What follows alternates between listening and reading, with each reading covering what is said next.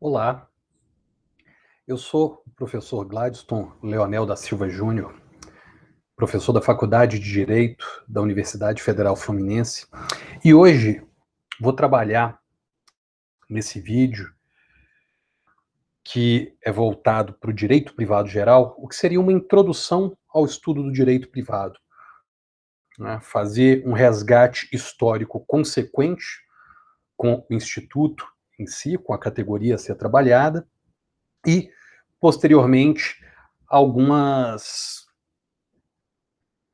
leituras a partir do que a legislação, o código, a Constituição tratam do direito privado geral. No entanto, para chegar a essa análise, é importante salientar que a grande maioria dos autores, dentro dos manuais, dos livros, de uma forma geral, de direito privado, eles vão trazer como as raízes históricas do direito privado, influenciadas, sobretudo, pelo que é conhecido como direito romano. Então, o direito privado, ele vai ser um todo do que ficou conhecido no direito romano como corpus iuris civilis. Esse corpus iuris civilis, naquele tempo, o direito, ele se dividia em duas partes.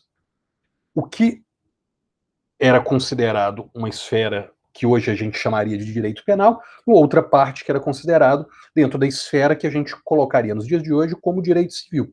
Então, era civil tudo aquilo que não fosse penal. O direito romano, o dito direito romano, na análise da história do direito, ele trabalhava com esses elementos, se a gente pode dizer assim. No entanto, na verdade, a primeira identidade clara do direito civil e, consequentemente, né, do direito privado, ela está situada em 1804. O que acontece em 1804 que é importante a gente relembrar? 1804 é o ano do primeiro grande código da época moderna. Qual seria esse grande código? O Código Francês, o código conhecido como Código Napoleônico. A partir daí se estabelecem os padrões do direito privado. E a partir daí, me parece também que com os valores trazidos nesse código, se estabelece uma forma de se emanar, uma forma ontológica de se reproduzir o direito, que até então não vinha sendo reproduzido. Por que a gente salienta essa importância? Porque se a gente pega alguns anos antes desse Código de 1804, qual o episódio histórico central? É a Revolução Francesa. Acontece alguns anos antes. A Revolução Francesa, que é contemporânea desse código, ela vem com seus ideais de igualdade, liberdade, fraternidade, que, querendo ou não, preconizavam aquele momento histórico o combate ao absolutismo estatal. Então, um combate àquele Estado que era considerado, aos olhos de Thomas Hobbes, o Leviatã. O Estado, no caso, não qualquer Estado, mas o Estado absolutista que se fazia presente naquele momento histórico. Então, é importante situar essa primeira data de 1804 e o Código Francês, o Código Napoleônico, com essas características. Importante destacar que até aquele momento o Estado ele se miscuía por todos os cantos. Era o interesse estatal que permanecia. Então a Revolução Francesa, ela combateu o absolutismo estatal e ela pregou novos ideais, mais novos ideais que, para além daqueles princípios, também traziam princípios relacionados ao liberalismo econômico, buscando garantir a ascensão da burguesia e o combate ao Estado absolutista. Então, os valores que se fizeram presentes e que foram vitoriosos com aquela Revolução Francesa foram os valores liberais, foram os valores da burguesia. São esses valores que vão ser exaltados e que vão servir para construir o que a gente conhece como direito nos dias de hoje. Sobretudo o direito a partir das suas relações privadas. Então, o direito ele não surge por acaso, ele não surge de uma construção neutra que se faz presente em um determinado momento histórico. Ele é fruto também de valores provenientes de uma revolução burguesa, de valores eminentemente liberais e de valores que fizeram assentar o capitalismo como um modo de produzir a partir daquele momento. E que vai se intensificar, obviamente, com a Revolução Industrial, mas ressaltando valores de uma burguesia vitoriosa que destronava uma nobreza absolutista que se fazia presente até então. E a partir daí vai se estabelecer um novo modo de produzir a existência humana. Com esses valores e, consequentemente, o direito e o direito privado vai ser legitimado e ser construído a partir desses elementos. Dito isso, pessoal, o que é importante a gente destacar, então, como central para aquele código francês que tanto influenciou o direito de uma forma geral? Ele queria, sobretudo, visto que ele é fruto de uma revolução burguesa vitoriosa, ele queria, sobretudo, dizer que a propriedade era privada e que o Estado não deveria se intrometer em contratos alheios, por mais que parte do Estado fosse comandado por essa própria burguesia. Então era uma forma de assegurar que seus negócios privados eles não se misturariam com o Estado. Então não se mete em propriedade, não se mete em contrato, não se mete nas relações familiares. Esse seria o novo ideal que veio a casar com uma expressão, um brocardo jurídico em latim que ficou conhecido como pacta sunt servanda, ou seja, o contrato faz lei entre as partes, como se o contrato estabelecido a partir das autonomias de vontade eles tivessem uma força de lei, justamente ressaltando esse elemento, né, trazido com os ideais do liberalismo econômico. O Código francês, então, pessoal, se a gente pudesse elencar duas grandes características desse código, a gente poderia falar que seriam elas o patrimonialismo e o individualismo, uma vez que ele vai focar na figura, né, do indivíduo em si, a sua proteção e, sobretudo, do patrimônio desse indivíduo. Então, algo necessário para os liberais naquele momento afirmar que a propriedade privada não pertenceria ao Estado. Depois do Código francês de 1804, a gente pode destacar em 1896 o Código alemão, pessoal. E o que trazia esse código alemão, né, que pode ser destacado dentre os grandes códigos de influência? Na verdade, ele foi o segundo grande código da era moderna, mas ele mantém as mesmas diretrizes do Código francês. Em linhas gerais, o direito privado moderno ele se constrói a partir das experiências francesas e alemã. O mérito desses códigos foi afastar o absolutismo estatal. Então, é nesse momento que vai se vislumbrar com maior precisão aquela divisão que se busca fazer dentro do direito entre direito público e direito privado, né? No entanto, lembrando que tanto direito público quanto direito privado situados dentro desse modo de produzir a vida a partir do capitalismo e como frutos do liberalismo vitorioso a partir daquela revolução emergente recente na França. Pietro Perlingeri, que é um autor italiano, ele vai dividir esse direito público e direito privado, falando que no direito público estaria inserido nessa distinção o que fosse de interesse público. Lembrando que esse interesse público também leva em consideração a manutenção do modo de produzir a vida no capitalismo. Então, é um interesse público, mas a partir desses valores. É um direito privado que leva em consideração o interesse privado combinado com esse interesse público. Lembrando, mais uma vez, que quem regia, né, o interesse público a partir do Estado eram, sobretudo, esses grupos vitoriosos, né, que emergiram com a Revolução Francesa. Quando a gente traz essa análise, pessoal, Para o Brasil, a gente faz uma pausa e começa a situar. E aí, será que no caso brasileiro há uma ruptura, há uma distinção nessa construção, uma vez que se trata de um país na América Latina, um país com um contexto cultural, social, histórico completamente diferente? E aí, será que de fato houve uma ruptura na forma de se pensar o direito e o direito privado, consequentemente? A gente vai ver que não. Que o Brasil, a história do direito privado brasileiro começa sobretudo em 1824. Se vocês pegam para lembrar, é a data da primeira Constituição brasileira, a chamada Constituição outorgada do Império.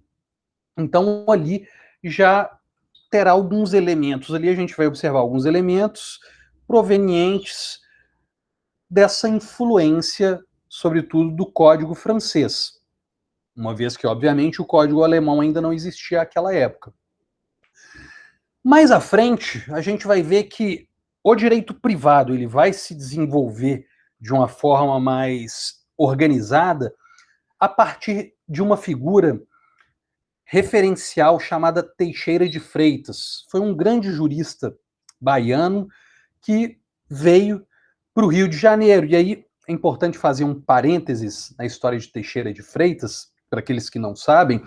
Teixeira de Freitas foi inclusive o nome da escola, né, que seria a Faculdade de Direito Teixeira de Freitas, fundada em 1912 no Rio de Janeiro, que em 1915 foi transferida para Niterói e que veio a se constituir como a Faculdade de Direito de Niterói, que é a Faculdade de Direito da Universidade Federal Fluminense.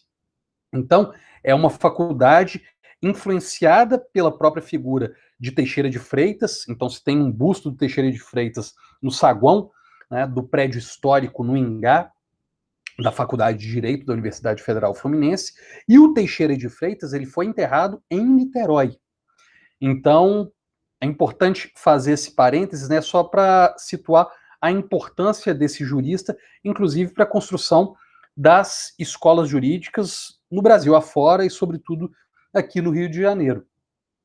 Teixeira de Freitas, pessoal, a importância dele surge, né, e ele fica uma figura, se torna uma figura nacionalmente conhecida por ser contratado para elaborar o Código Civil em 1855. Esse código, ao longo dos anos, vai sendo elaborado e ele faz um projeto de Código Civil, que apelidou, né, ficou conhecido como Esboço do Código Civil, em 1862. Ele termina esse esboço e ele organizou o direito civil em mais de 5.000 artigos, com todo tipo de disciplina do direito privado e direito comercial. Né? Uma observação é que esse esboço ele não trazia, de uma forma muito bem construída, elementos de direitos reais ou sucessões, mas ele tratava, por exemplo, de lei de dissolução de casamento, já naquela época, no século XIX. Então imagine, né, o quão avançado ele era para aquele momento histórico, né, no que diz respeito a alguns elementos que circundavam o próprio direito privado. No entanto, o que acontece com o caso do esboço construído pelo Teixeira de Freitas? O governo brasileiro, ao se deparar com aquele projeto, com aquele esboço, rejeita o trabalho do Teixeira de Freitas, porque aos moldes conservadores da aristocracia brasileira era muito avançado para a época. No entanto, o que acontece? Obviamente, aquele estudo não se perdeu. Os irmãos latino-americanos observando aquilo, sobretudo a Argentina, vendo um trabalho consistente, um trabalho até certo ponto avançado, pega aquele esboço, aquele projeto e aproveita, né, no seu Código Civil. Então, a Argentina, se eu não me engano, o Uruguai e alguns outros países vão pegar esse esboço do Teixeira de Freitas e constituir como o Código Civil próprio daqueles países. Então, o que o Brasil rejeitou, né, devido ao seu conservadorismo naquele momento, os países da América Latina vão sabiamente aproveitar e utilizar. A gente vai ver que, na verdade, o Brasil, então, ele vai deixar de regulamentar isso durante um determinado momento e só em 1899, vai buscar voltar a retomar essa relação de uma regulamentação normativa do direito civil. E nós vamos ter a notícia, desta vez, a partir do jurista Clóvis Bevilacqua, que vai ser contratado para elaborar um código e entregar o seu projeto de código em outubro do mesmo ano, de 1899. No entanto, a gente vai ver que ele vai entrar em vigência só em 1917. Então, nosso código, que ficou conhecido como Código Civil de 1916, na verdade, ele estava fundado nos mesmos paradigmas que influenciaram o Código Francês de 1804 e o Código Alemão de 1896. Ele vai ter muito dessas influências. E é um código, então, obviamente, com uma feição individualista e patrimonialista prevalecendo na caracterização do que seria o direito privado. E um código, na verdade, que não era de 16, né, mas de 1899. E aí ficou tramitando nas casas legislativas durante todo esse período. Dito isso e regulamentado o direito privado no Brasil, pessoal, a gente vai ver que ele vai se desenvolver depois, ao longo das décadas de 40, 50, 60 e as posteriores, no que ficou conhecido nas fases dos microsistemas jurídicos. Essas fases dos microsistemas eram interessantes porque o direito civil ele descobriu inúmeras situações jurídicas que não estavam regulamentadas pelo Código Civil e que se buscavam a regulamentação para além do Código. Então a gente vai ver situações como o do ECA, Estatuto da Criança e do Adolescente, o CDC, né, o Código de Defesa do Consumidor, que vão ser microsistemas jurídicos que vão, mesmo não estando inseridos no Código Civil diretamente, eles vão servir para compor esse sistema do direito privado, para compor esse sistema que vai regulamentar o direito privado de uma forma geral. Então, resumindo, o sistema de direito privado tinha como referencial o Código Civil e todas essas leis que circundavam esses microsistemas e que estavam amparados, sobretudo, em valores patrimonialistas e individualistas, fruto de uma revolução burguesa, de uma revolução liberal, que influencia, obviamente, a construção do direito e a construção do direito privado, que não vai ser recepcionada pelas constituições de uma forma geral. Dito isso e dando um salto histórico, a gente chega à nossa Constituição Cidadã de 1988, que ela tem uma influência democrática após o período de ditadura civil-militar no Brasil, então ela tem clamores e uma construção mais democrática, e ela vai apontar alguns limites ao direito privado e vai elencar novos valores, né? O que a gente pode chamar de uma nova tábua axiológica ao direito privado, ao direito civil, a partir desses valores da Constituição de 1988. Então, a gente vai ter uma Constituição que, nos valores constitucionais, vai ressaltar, por exemplo, a dignidade da pessoa humana, a solidariedade social e a erradicação da pobreza, a liberdade, a igualdade substancial, que são valores que vão ser muito influenciados pela corrente que ficou conhecida como neoconstitucionalismo, né, que também é fruto, né, de uma linha liberal, mas uma linha liberal com valores democráticos mais assentados dentro da sua construção. Isso vai se situado como o garantismo constitucional, né, que nada mais nada menos é o reconhecimento dessa tábua de valores fundamentais da Constituição de 1988, que vai incidir esses valores não simplesmente nas relações públicas, mas também nas relações de direito privado. Elas vão estar inseridas, esses valores que eu ressaltei agora para vocês. Então é interessante notar porque como poderia o direito civil se manter a partir de uma estrutura patrimonialista, individualista e recepcionar esses valores constitucionais. Se tem um choque aparente, existe uma colisão de valores constitucionais aí que se colocam em contraponto o que o Código Civil trazia. Diante disso, a gente vai ver, pessoal, que os institutos clássicos clássicos das relações privadas, elas foram parar dentro da Constituição. Então a Constituição começa a trabalhar e começa a regulamentar a noção de propriedade, contratos, família. Então, se teve, vamos dizer assim, 200 anos de distância histórica entre a Constituição e elementos da relação privada. A partir de agora, os valores fundamentais da Constituição deveriam ser aplicados de uma forma direta ao que a Constituição previa, ao que a Constituição trazia, inclusive no que diz respeito aos contratos, à propriedade, à família. Então, esses institutos do direito privado, eles saem do Código e eles vão parar na Constituição. Há um deslocamento do eixo fundamental do direito civil.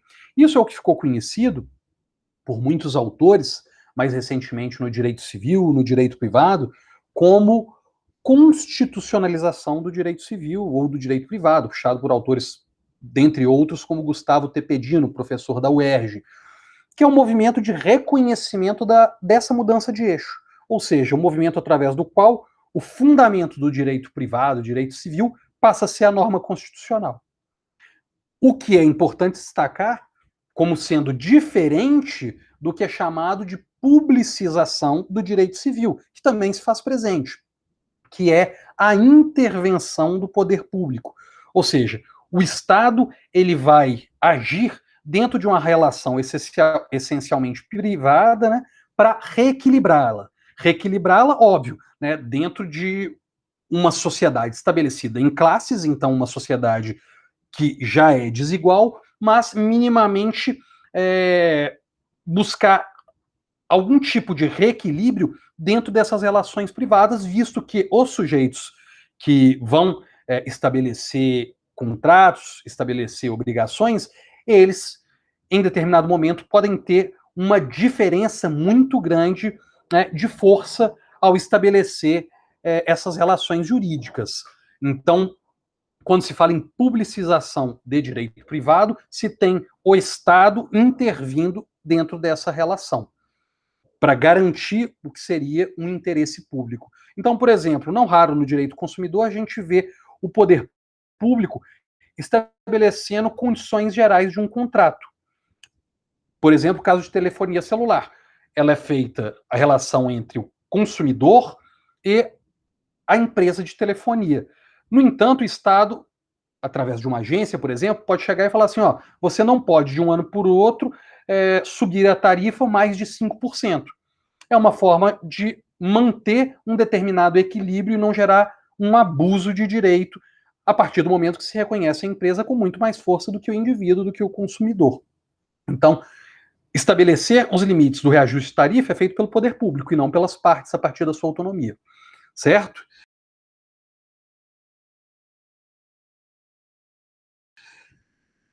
Dito isso, pessoal, a gente observa o seguinte: se sai os paradigmas do código patrimonialista, individualista, né, pelo menos de uma forma absoluta, mesmo eles ainda se fazendo presente, obviamente, eles ainda ditando o que foi a construção do direito privado, ditando o que é o direito por si só, a partir desses valores liberais, mas acoplados a esses valores, vêm novos valores e novos paradigmas, né, advindos de uma maior abertura democrática com a Constituição de 1988. A partir disso, o direito civil, obviamente, ele não está para acabar, ele apenas passa um processo de constitucionalização das relações privadas. E diante disso, o Código 16 ele vai embrutecer, ele vai não ser suficiente para apontar as relações que estavam estabelecidas naquele momento. E a partir disso, obviamente, surge uma necessidade de regulamentação das relações a partir do Código Civil, que ficou conhecido como Código Civil de 2002, e que vai trazer para essas relações privadas novos referenciais para além do patrimonialismo e individualismo, que obviamente não foram retirados, visto que o direito é uma relação social estabelecida, sobretudo dentro do capitalismo, dentro das relações mercantis estabelecidas nesse modo de produção. No entanto, o que o Código Civil de 2002 traz como referencial distinto e como elemento de novidade que não estava presente. Isso vai variar a depender dos autores que vocês estudarem, pessoal.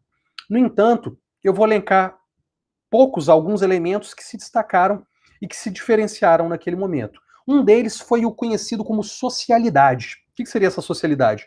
O Código Civil 16, caracterizando pelo caráter individualista, se preocupava muito com a tutela individual da pessoa. O Código de 2002, ele vai se preocupar também com a impactação coletiva no exercício de direitos.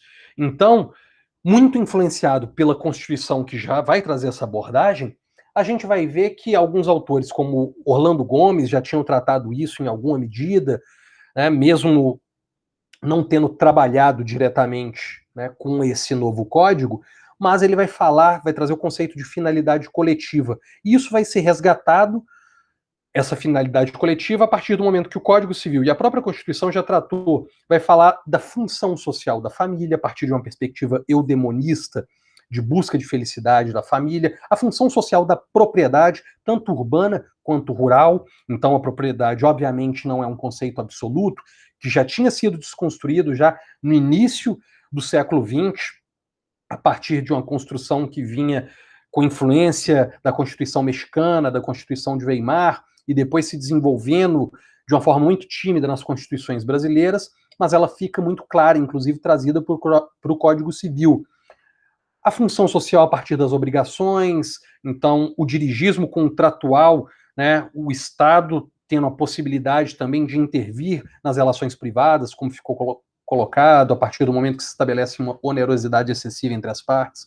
Então a socialidade ela passa a ser um valor consistente com o Código Civil 2002. Uma observação importante de ser feita, a gente pode situar a partir da lei que ficou conhecida como Lei da Liberdade Econômica, que é a Lei 13.874 de 2019.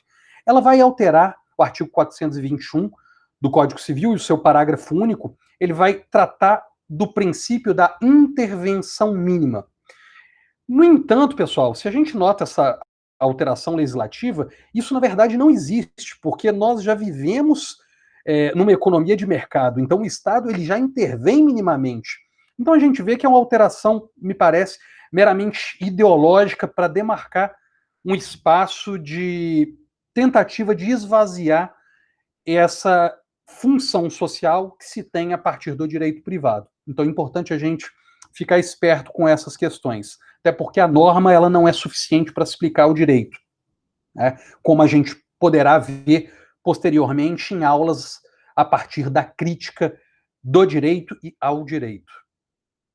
Um outro elemento importante destacar é a eticidade. O que seria essa eticidade? A preocupação com a ética, né? Uma ética limitada aos valores do modo de produzir, né? A vida dentro da dinâmica liberal, né? Mas uma ética que vai permear os exercícios do direito, estabelecendo alguns limites. Então, por exemplo, vai ressaltar o que a gente chama de boa-fé objetiva. Então, não basta eu ter boa-fé ao estabelecer uma relação jurídica com a pessoa, uma boa-fé dentro da minha vontade íntima, mas eu tenho que demonstrar no meu comportamento regras que apresentam essa boa-fé. Então, ela tem que ser demonstrada também. Então, essa eticidade ela é um sinal que se exige também dentro das relações de direito privado e fica destacada isso a partir de 2002, sobretudo, a partir do Código Civil de 2002.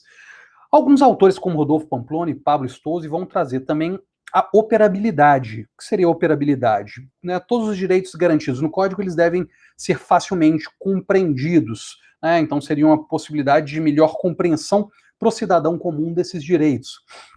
Então, pessoal, uma forma de se compreender o direito privado nos dias de hoje e o seu caráter, que não é nada neutro, mas muito influenciado por elementos liberais, que antes eram amparados meramente pelo patrimonialismo e individualismo, e hoje eles recebem alguns fluxos democráticos para oxigenar a relação do direito privado, sobretudo a partir do impacto social que ele causa, é importante da gente resgatar para compreender o papel do direito na sociedade de hoje, sobretudo do direito privado.